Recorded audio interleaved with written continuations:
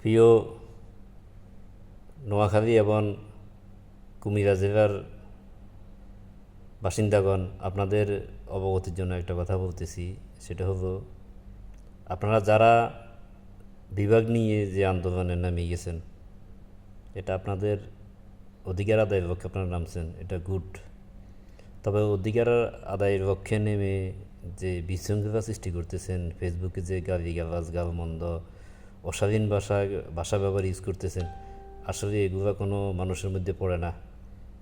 আমি নোয়াখালী ভাইদের উদ্দেশ্যে একটা কথাই বলবো, আপনাদের বিভাগ হওয়ার মতো যথোপযোগী সময় ছিল বিগত 17 বছর আওয়ামী সরকারের আমলে।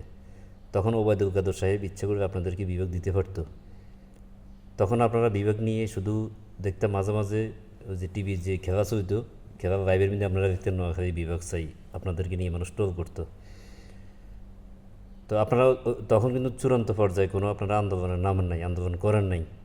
যদি আপনারা তখন আন্দোলন করতেন তাহলে কিন্তু আপনারা ওবায়দুল কাদেরের মাধ্যমে আপনারা বিভাগটা নিতে পারতেন, উনি চাই দিতে পারতো। আপনারা হয়তো ছাড় নাই, এভাবে আদায় করে নিতে পারেন নাই, এটা আপনাদের ব্যর্থতা। এখন আপনারা এই সময় আসেই আন্দোলন করাটা এটা অহেতুক আমি মনে করি। আর কুমিল্লার বাইরদের উদ্দেশ্যে একটা কথাই বলবো, আপনারা গঠনতন্ত্রভাবে প্রচলিত আইন অনুযায়ী নিয়ম অনুযায়ী আপনারা আন্দোলন করতে পারেন, করেন। কিন্তু আন্দোলন করতে গিয়ে যে আপনারা মনে করেন যে রাস্তাঘাটে যে ধরনের নারীদেরকে নামাই দিচ্ছেন, টিকটকার থেকে শুরু করে ওই যে আপনার রিং ভাইরাল হওয়া এই ধরনের মেয়েদেরকে আপনারা রাস্তায় নামাই দিচ্ছেন আন্দোলনের জন্য, এগুলো আসলে লজ্জাজনক, বুঝছেন? আপনাদেরকে কুমিল্লার মানুষের ইতরভাবে এটা আসলে আমার কাছে খারাপ লাগে, কারণ কুমিল্লার প্রতি আমার একটা ভালোবাসা, একটা টান আছে। আমি দীর্ঘদিন যাবৎ কুমিল্লাতে ছিলাম, ব্যবসা বাণিজ্য করছি, চাকরি করছি, লেখাপড়া করছি। ওই দৃষ্টিকোণ থেকে আমি কুমিল্লার প্রতি আমার একটা টান ভালোবাসা আছে। আপনারা আপনাদের ন্যায্য অধিকার আদায়ের দাবিতে নামছেন, নামেন, সুন্দরভাবে আপনারা আদায় করেন।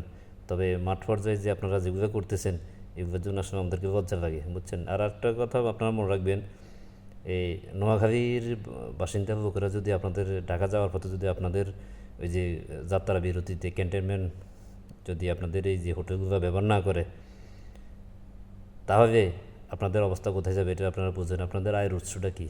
এই যে ব্যবসা বাণিজ্য করতেছেন, ব্যবসা বাণিজ্য করে দিতে আপনারা চলতেছেন, তাই না? তো আপনাদের এই ব্যবসা বাণিজ্য কিন্তু যে লস অবস্থা অনুযায়ী বেগিন, এতে করে আপনাদের ব্যবসা বাণিজ্য সব মানে একবার মানে প্যাকেট হয়ে বা দিন যাওয়ার বেগিন। তো ওই দিক দিয়ে বিবেচনা করে ব্যবসায়িক সম্পর্কটা বজায় রাখি, নোয়াখালীর সাথে সুসম্পর্ক বজায় রাখি আপনারা আপনাদের আন্দোলন করেন, সেটা ভালো হবে। অহেতুক আন্দোলন করি নিজের মান সম্মান নষ্ট করতেছেন, ব্যবসা বাণিজ্য নষ্ট করতেছেন, এতে লাভের জায়গা তো লসটাই বেশি। আশা করি বুঝতে পারছেন। ধন্যবাদ।